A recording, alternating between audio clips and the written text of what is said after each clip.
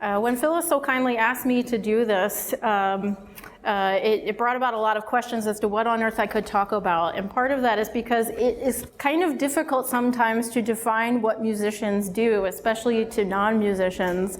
My research interests and my performing interests are very eclectic, as you could probably guess from that introduction. And I often am asked some very interesting, what seemed to me to be interesting questions by non-musicians. Just the other day I was asked, why do you even study music history? Because biologists do not study the history of biology. And that was a perfectly valid question. I'm asked by parents of my students, what can you do with a music degree, especially a music performance degree? That just seems so scary. How will my child not be eating out of dumpsters? And people will even ask, well, you don't still practice, do you? Didn't you get all of your practicing done when you were in school? So I thought I would start my talk today just giving you a little bit of an overview of what it is that musicians do and what it is that we study while we're getting these degrees and locked in practice rooms for so many hours, and then how that translates to the concert stage or the recital stage. So essentially what musicians do is they invest a lot of time and effort in learning how to perform what we consider to be art music, Western classical music. And that requires years of technical training, years of practice. We also have to study the history of music because art music reflects the historical, cultural, social, political landscape in the time in which it was written and in which it was originally performed. And so it wouldn't make much sense for musicians to play, for example, a piece by Mozart if they don't understand the background under which Mozart was writing that, what was going on at the time. And how does his music reflect the humanism movement? How can we bring about the balance and symmetry of Mozart phrases unless we understand that that was very important aesthetically in that time period? We also have to study music theory to look at what is music really comprised of. So if we understand how the music is created, its formal basis, that enables me as a performer to bring that out to the audience. I'm always encouraging my students to make it more obvious because the audience members can't read their minds. I've also been asked recently, why on earth would we play Beethoven? Why would we play Mozart's music? That stuff is old and done, and why would we still do it? And what some people forget is we've had tens of thousands of composers over the years, and we don't have them on our radar screen anymore. What we value and what we study aesthetically as musicians and in any other field, literature or art, is the best of what has survived. So Joe Schmo was in 1860 was probably a pretty decent enough composer, but his music didn't survive because it wasn't nearly as good as some of the other composers whose work that we still value. So as performing musicians, we invest all of this time in trying to understand not just how to execute the music successfully in terms of technique, how we're going to blow through the instrument or strike the instrument or bow the instrument, but also how that particular piece reflects the trends of its time so that we can accurately interpret that for you. Another aspect of music performance has evolved in terms of etiquette. And this is something that I have to address with my introduction to music students. They need to learn how we expect them to behave at concerts. We expect them to not be texting on their phones and talking or gambling. And believe it or not, people used to, at one time, go to live music concerts and they would talk and they would gamble and they would smoke because it wasn't expected that you were supposed to be completely quiet. But over time, what we expected as performers and as fellow audience members is we wanted people to be quiet. Just like if you're in a movie theater and the person next to you answers their phone and is talking, you're going to be a little bit annoyed. So that is is something that didn't start out as how music was performed, but it gradually changed over time. Middle class people really adopted this idea of going to public concerts and behaving a certain way, dressing up, being quiet and respectful to the people on stage. This was a way of showing that they were educated as well, that they were very close to what the upper class was in terms of how they conducted themselves in public. This was an important value for middle class concert goers historically. I think that one of the reasons why classical music is kind of dying off is because while there will always be a certain segment of people that enjoy going to see the Johnson City Symphony concerts, where we expect everybody to be quiet during the performance, there are people who are not white, middle-aged, middle class, who don't see much appeal in going to a concert, maybe dressing up and sitting there quietly for an hour and a half while you listen, especially if they don't understand the historical, social, political, cultural backgrounds of the music being presented. Some of the things basically that we've adopted over time is you go to a concert at a concert hall. That's all well and good because those halls were designed so that we could hear the music very well.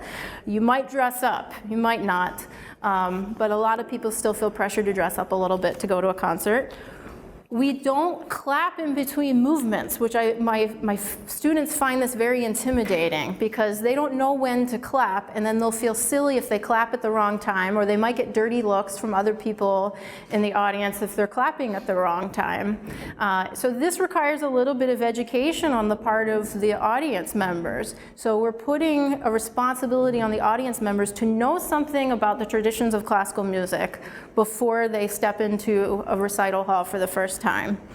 And we expect them to be rather respectful during the concert. If you go to a jazz concert, if you really like what somebody played, it's okay to clap or do something like that. It's not considered a disruption. But in classical music, especially now, we don't really consider that to be proper behavior.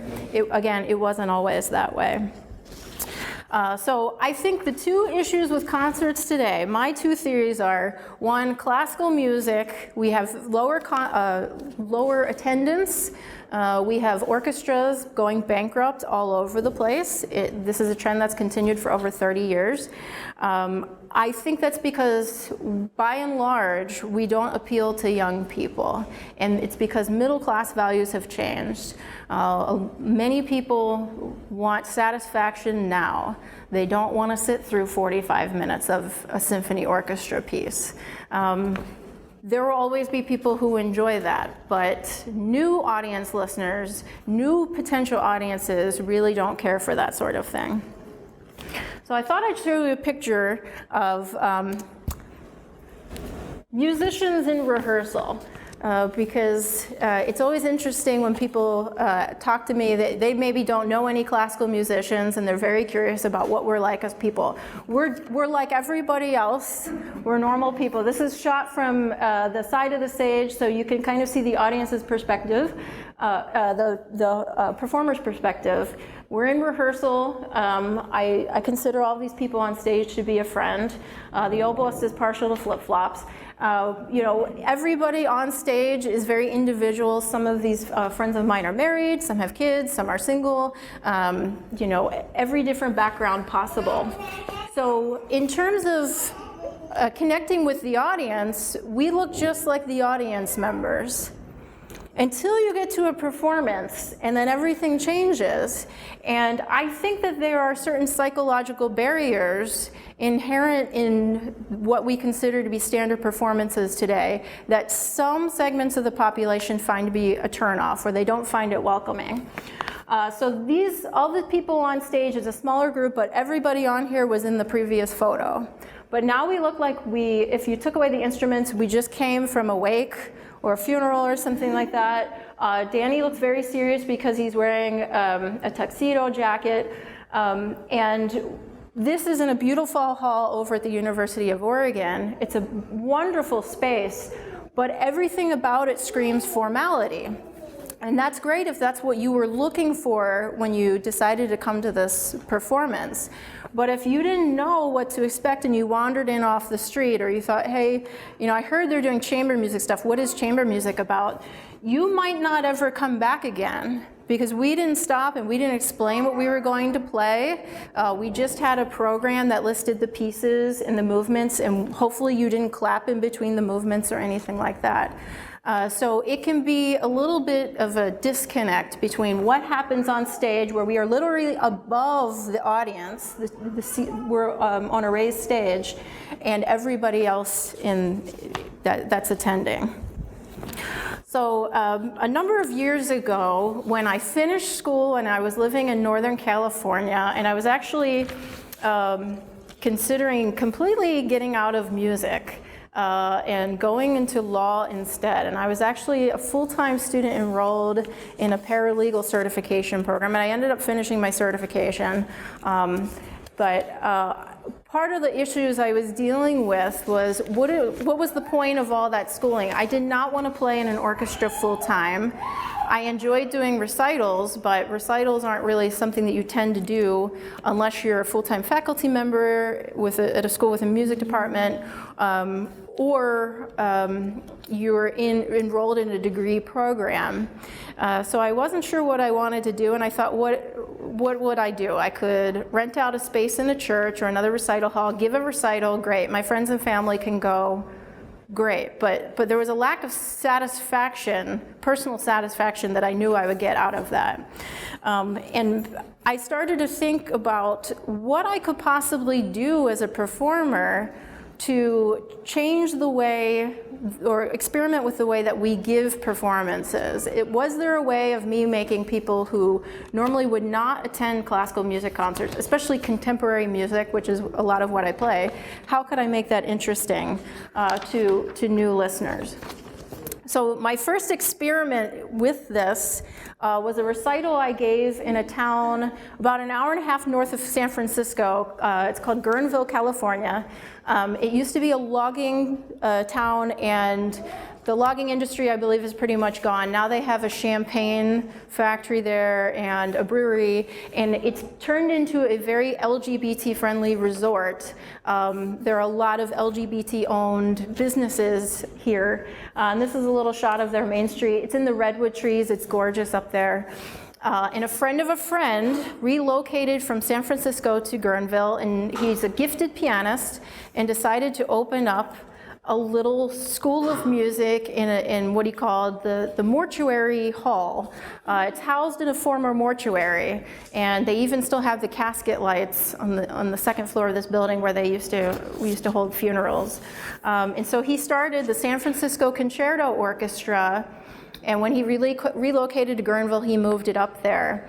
And this particular gentleman, Seth is his name, Seth Monford, was completely open to allowing me to use his space. So he had me schedule a solo recital for Women's Weekend, which is a lesbian-friendly weekend that they hold annually in May. This was Women's Weekend, I believe, in 2008. And what I did is I came up with a bunch of music, a recital program of music that both I wanted to play and I thought people would find interesting. And the title, Crawl, Jump, Slither, and Bob, of the recital is because all of the pieces I played on the program were related to movement in some way, and most of them were related to animals in some way. So I played a piece by Antal Dorati, one movement of it called The Grasshopper and the Ant. And it tells the story of the fable of the grasshopper and the ant.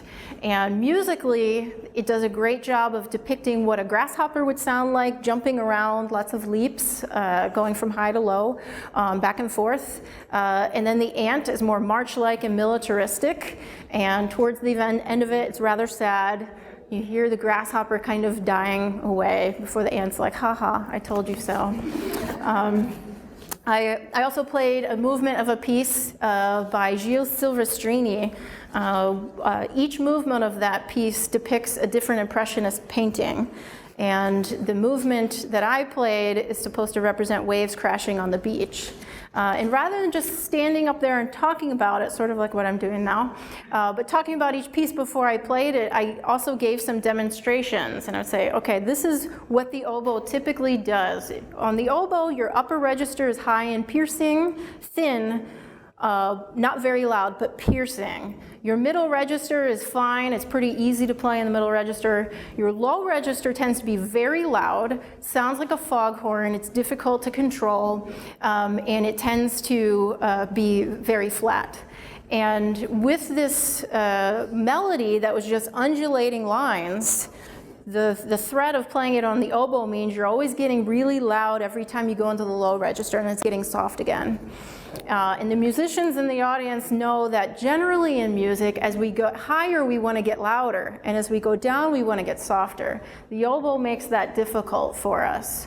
So I demonstrated what it typically would sound like if I wasn't working so hard at the dynamics, and then I demonstrated the way I interpreted the music and the way I wanted it to sound, where I was really sweating over all of these changes with my embouchure to make the dynamics happen the way I wanted to. So it was kind of giving the audience some things to listen for and giving them some information about my perspective of the music and how I approach it as a performer. So they got to get to know me a tiny little bit and get to know what musicians are thinking about versus just fingerings and keeping a steady pulse and things like that. I also played a piece that I'm going to play again in the fall on my next faculty recital, which the composer took recording equipment out to Zion National Park and left them overnight, the microphones, and recorded the sounds of wildlife. You have coyotes barking, crickets chirping, just various odd sounds. It sounds like the earth moving. And he wrote a melody over top of that and kind of played around with it on his computer. It's a funny piece. Audiences always laugh at the barking. So it was very satisfying and gratifying for me to be able to perform in an area of the country where they, until Seth Monford moved his orchestra up there, it was underserved. That audience, that community didn't have the chance to hear any sort of classical or contemporary art music. I got to play what I wanted to play. I didn't have to worry about fulfilling a degree requirement or doing what my oboe teacher wanted me to play. And I had some really interesting feedback from the audience. They said they really enjoyed being able to talk to me before and after about the pieces I was going to play and get some insight into my thought process. So fast forward a few years later, in between I kind of had this 3-year exile in Texas where I was working and teaching a lot, but I ended up moving to ETSU when I got hired here in fall of 2012. And some of you may know that our music department here, we have a really great faculty. People work really hard. There's some great teaching going on there. But we have a lot of adjuncts in the department. And so typically somebody in my position would play in like a faculty woodwind quintet. Well, the issue with a woodwind quintet is it requires an oboe and a bassoon, and I am the person that teaches both instruments, and you won't find someone anywhere who can play those two instruments at the same time. So there was no question that I could not play in a faculty woodwind quintet, but I did have other junior faculty, especially that I wanted to collaborate with. We were both looking for something new to do. One is my colleague Alan Stevens, who you see up front singing. For our first year here, we talked a lot about what could we possibly do. There's no music, save for one piece by Vaughan Williams, for oboe and tenor. Like, we would have nothing to play. There's just not repertoire for us. The following year, my colleague Stephanie Fry, who was our lecturer of tuba and euphonium, was hired. And I thought, okay, well, that kind of works. Now we have a treble instrument, a bass instrument. We have somebody that can provide a voice, maybe play some piano. The thing that sealed the deal was in fall 2013, I went to a recital at King University. It was a 4-hand piano recital. So that means you have one piano and two people sitting at the piano, so 4 hands total. And so one's playing the upper keys, one's playing the lower keys. They're sitting on the same bench.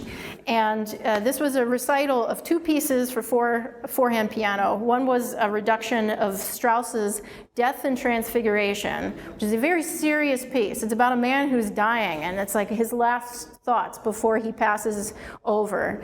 It's very heavy, as you can guess, very emotionally heavy. But what stuck out to me was the 2 performers, Deborah Alonzo, who was on faculty at King, and her student, who was a gentleman named Andrew Ford, who you see here at the keyboard.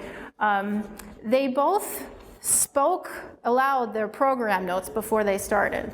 So when you go to a recital, you are typically handed a program folded in half that tells you what you're seeing, who it is, where you're supposed to be. And then it has a list of the pieces. And that clues you in on when you're supposed to clap or not clap. And often you'll also have additional information that the performer wrote up that gives you that historical information. What is the piece about? Maybe what to listen for. Andrew's program notes were a bit different. Although he talked about the music and gave some biographical information about the composer, he also provided some autobiographical information. He talked quite a bit about his personal approach to the piece, what it meant to him to learn it. The pianist he was playing with at the time was dying of cancer, and this was his mentor, and so he was also, as they worked together, they were kind of facing her own mortality together as they worked through the piece. And even though that was a very sad part of it, he was hilarious.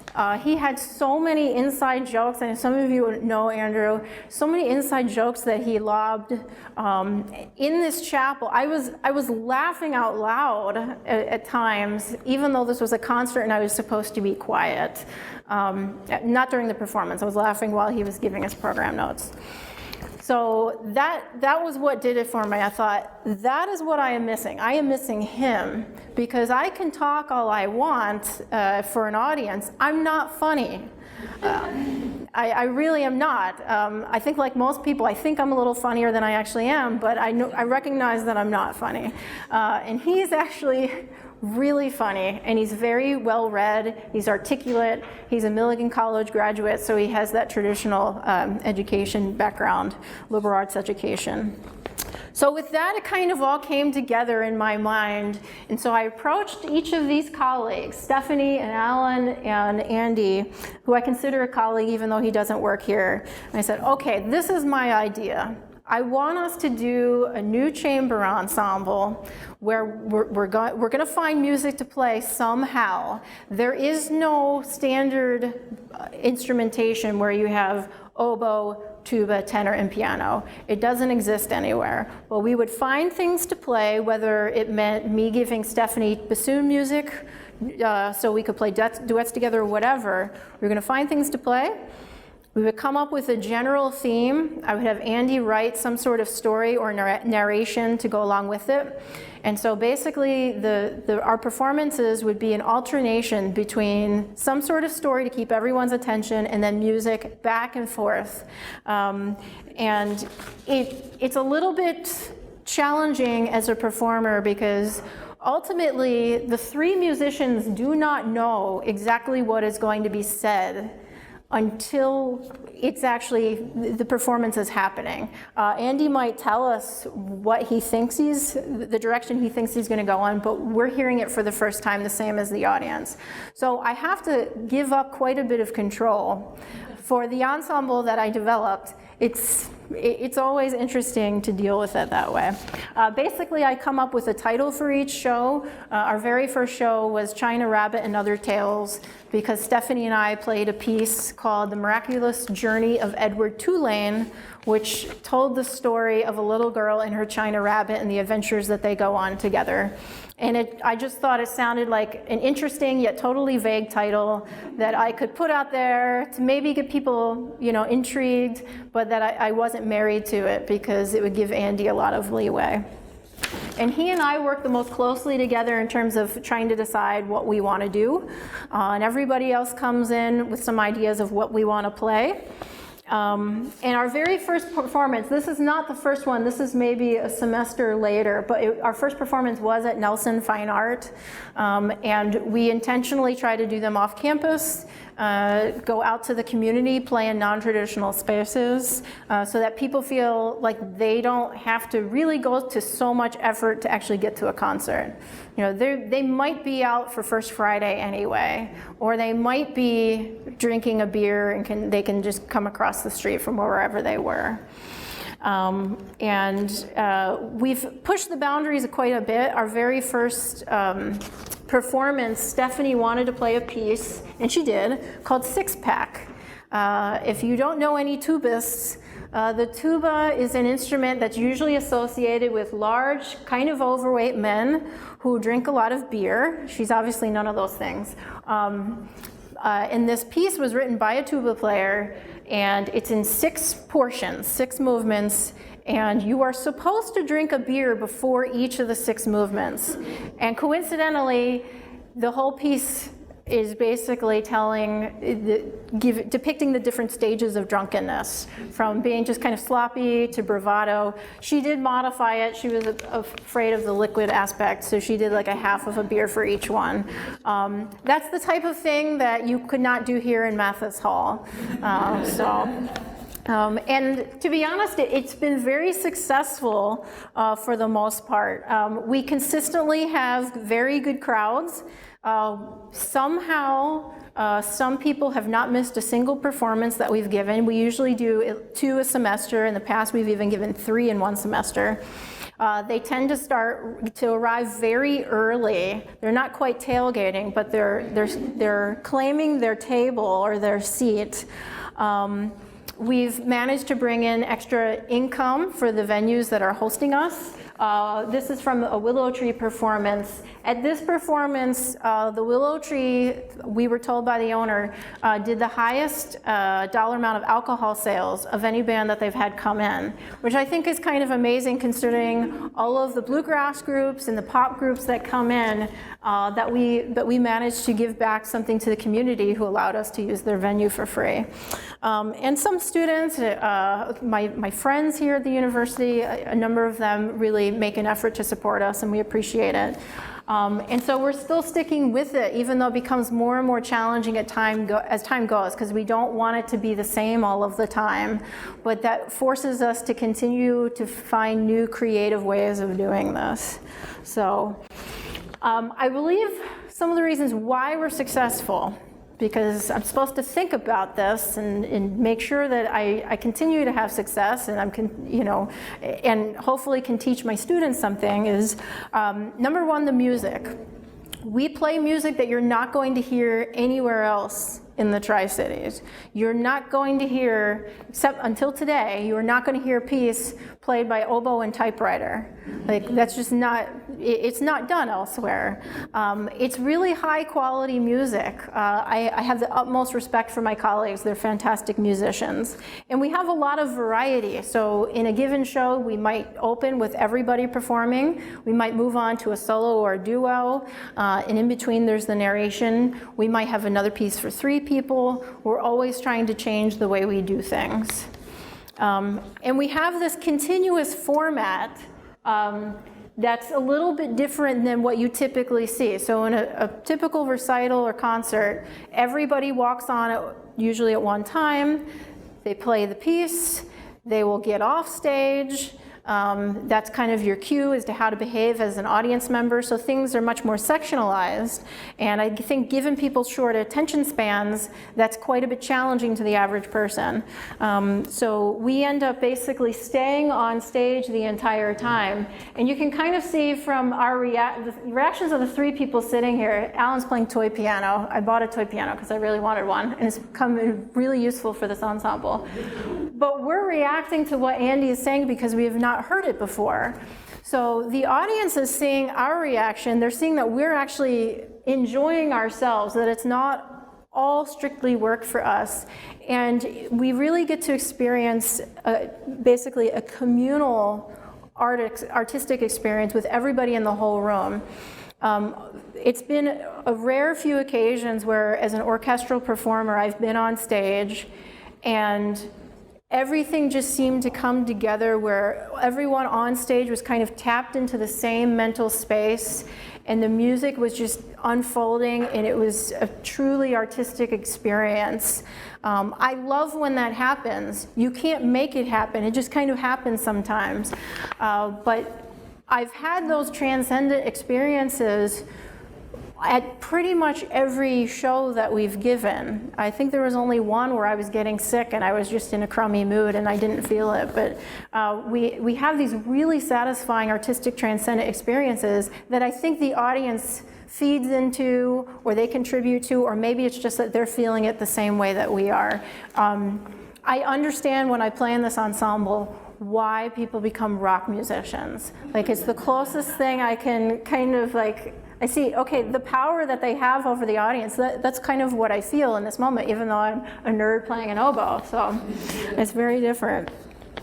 So we don't have this formal etiquette that people have to follow. So there are times when people have wandered in, if we're playing it acoustic and they see a show is going on, they just kind of wander in and they stop and stand in there for like 10 minutes. And I don't think they would do that if they walked past and they saw a group of people wearing all black and formally bowing before they walk off stage. So it's much more inviting to audiences, new audiences. There's always the element of surprise. So people who have attended every performance, they know at this point that what they see next time is not going to be the same thing. And there are some people that have asked us, they've said, I really liked it when you did that one thing. My coworker's wife has asked regularly, she said, I really liked when you read that passage from 50 Shades of Grey. Can you do that again? And we're like, no, we've already had that shock value. We're not going to do that again. So sorry, we know you like that, but we're going to do something else. We rarely repeat the music either because we're always looking for new challenges. And I think the biggest, most important factor is the narration. Andy is really funny. He's intentionally trying to be funny. He does push the envelope a bit. Our narration does tend to be R-rated, so we always have like a disclaimer. Only one time as somebody tried to bring a kid in, we said, hey, you know, just so you know, this is the situation. And he's like, oh, we're British, it's okay. That was not the response I expected from him. He will refer to, make pop culture references, so that also appeals to the average person who is not a university professor. And he'll also make reference to classic literature because he's a very well-read person. He's good at putting those two things together, even though they don't seem to match. He tends to be very self-deprecatory towards himself and to us on stage. So I think it ends up opening more of a two-way communication versus us being the experts in just playing at you or presenting to you, and you just have to passively sit there. It's more of everyone in the room is participating. And the key factor with this narration is that he's intentionally trying to put out the message that art music and what we do as people who never stop learning or never stop engaging with whatever their passion is, why we're here, that is still relevant to daily life, to everyone's life. So some of the themes that he has discussed in the narration, one is the absurdity of life. How do we cope with the everyday stuff that just makes things, you know, challenging? Do we pour ourselves into our work? I played that grasshopper and the ant movement in the cue that I was supposed to listen for was, he started to quote Bachman Turner Overdrive of taking care of business, and that led into the grasshopper and the ant piece. Or do we drink? That was a good introduction to Stephanie's piece, Six Pack. So how do we deal with those things? Well, everybody in the audience is dealing with the same daily muck that those of us on stage do. Another topic was the 7 virtues, which of course has universal appeal. The life of the artist, this was a really gratifying one. Basically the question was, does pursuing the life of an artist make you a little bit crazy? Because if you're around artists or musicians much, you will find that we apparently are slightly different than people who go in and work at a cubicle all day, collect big paychecks, and go home. And you know, why do we choose to have these passions that require hours and hours of work? Like, I basically think about music and what I'm going to do musically and my job here 7 days a week. I'm not very good at leaving it at home after, you know, I head home at 5 o'clock or 6. Or do the people who become artists, do they do that because they're already a little bit crazy? You know, it's a chicken or egg question. And the cool thing about that is after that performance, a husband and wife in the audience came up to us, and the husband said, you know, I have these 2 sons, and they're both married, and my one son and his wife are so successful. They've got great jobs. They have this beautiful house, you know, and of course I'm proud of them.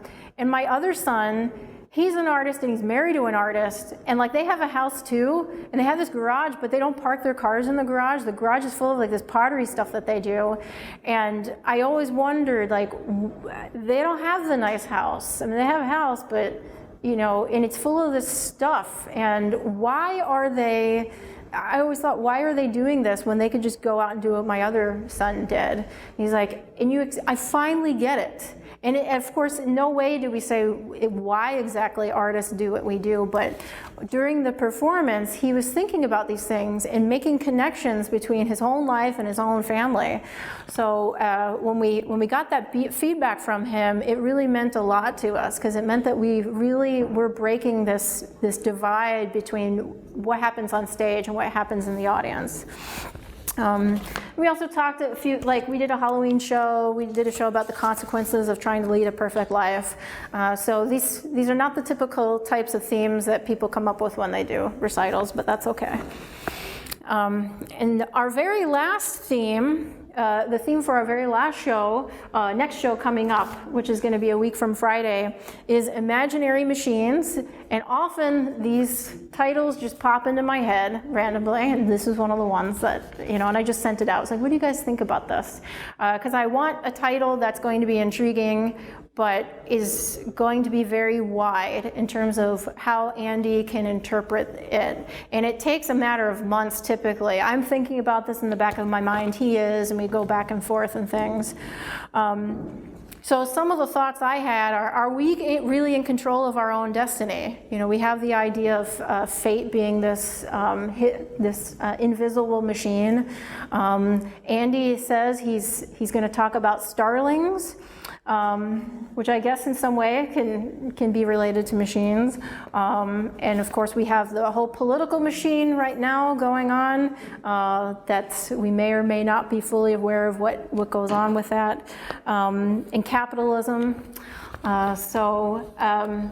The last part of what I'm going to do today, before I conclude, you know, just with some remarks, is my colleague and friend Logan Ball is going to perform a piece with me. This is by a Dutch composer named Robert Nosveld. It was actually written quite a while ago, a few decades ago, for bass clarinet and an Underwood typewriter. And I, of course, do not play bass clarinet, so I adapted it to play on the oboe, and Logan adapted his part to play on a Smith Corona, which is, it's actually a little bit different in terms of the mechanics. And so, Logan, while I soak my reed, if you can come up here and then just say a word about how you had to adapt this in terms of the bells. Okay, well, as far as this typewriter is concerned, it's rather simple. The part calls for me to turn, I believe, 3 different types of knobs. Logan did not grow up using a typewriter, obviously, because he's quite a bit younger than I am. So he had some questions about what all the parts were. That's okay. Yes, it wasn't much help. I had to borrow this, so I was sort of at the mercy of the typewriter that I was given. I really only have the feeder knob for the paper, so had to take other parts of the notation and sort of assign them to different roles on the typewriter so that I could make some kind of sound for something that was notated. So I think I've done as good of a job as I can. Hopefully it's very contrasting with the different textures within the typewriter. He's thinking of this very much as a percussionist in terms of his approach to noise and things like that. I don't typically decide I want to play on the piece just for the novelty aspect of it. I just thought when I saw it, this fits well with the Imaginary Machines theme, but I like that it has a kind of a groove that the typewriter establishes. Most oboe solo music is all about sounding pretty and controlled and trying to not look like you're dying while you're doing it. And so I like music that pushes those boundaries a little bit. They very rarely write music for an oboist that has a groove. They'll do that for tubas and percussion, but not for oboe. So this is the premiere performance of this version of this today.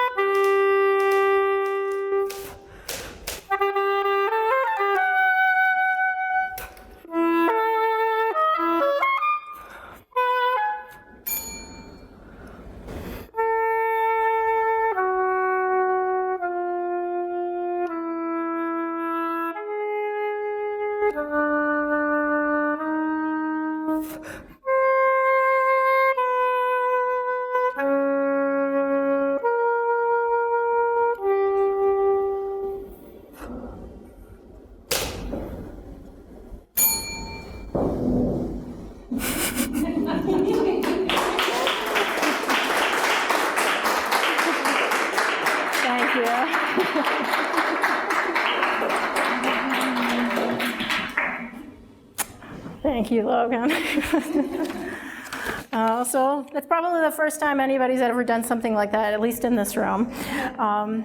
So just to conclude, so this ensemble, Dada Cabaret, it's been incredibly satisfying for me in terms of working with my colleagues in the music department.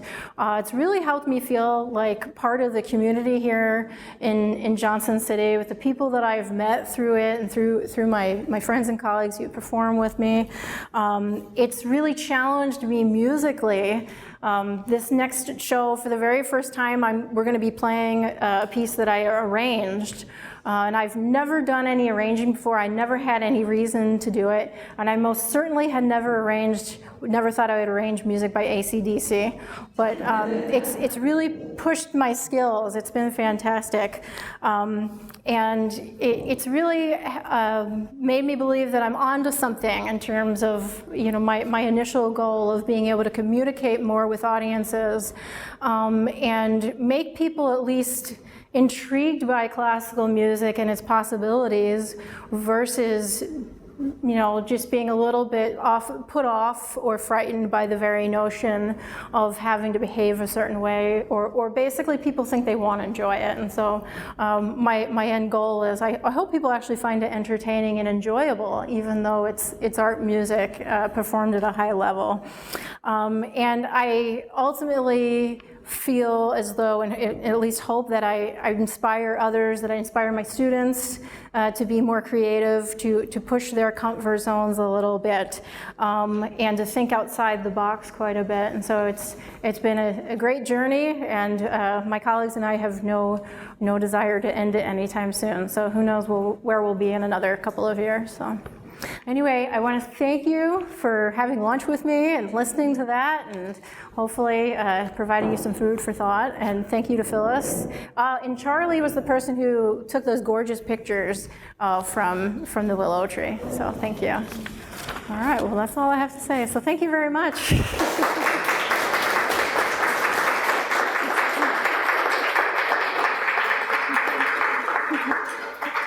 Let me open the floor for questions. Anyone has a question? Feel free to ask Logan questions too. I can ask. Okay. The idea that music may disappear and has disappeared, some composers' music has disappeared, and not necessarily because it was not liked, but maybe not popular, right? Or they didn't have the networking and the marketing to push it through. Right, like right. a lot of artists have. So what are the chances that classical music may disappear? Well, it depends who you talk to. Some people think that it actually really is in danger in terms of there are fewer school districts, public school districts that have music. With the political landscape, that's not likely to reverse trend anytime soon. It's expensive to put on symphony orchestra concerts. Opera is insanely expensive, and you can't put on an opera anywhere. You need a special venue for it. You need all kinds of people behind the scenes to perform opera, not just the people on stage.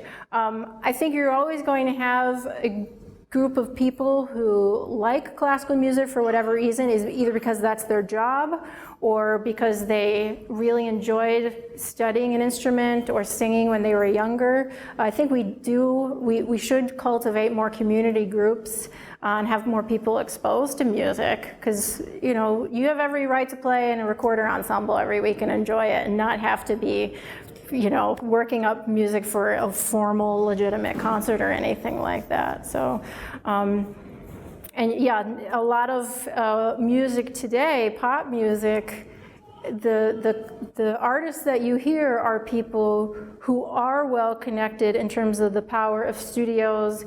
Clear Channel in the past has really been criticized for basically deciding what artists will be played on the radio, and it's a small number, and it's whoever they have a financial relationship with.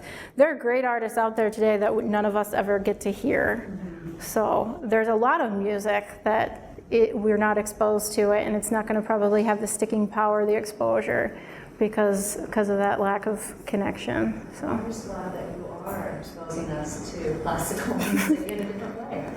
No, it's brilliant. I'm probably not actually doing anything new. I'm sure somebody elsewhere has been doing this, you know, and it's a little bit new for this area because we don't have this, we never describe ourselves as contemporary. We're very careful to avoid that word because that has to some people, a negative connotation from the bat.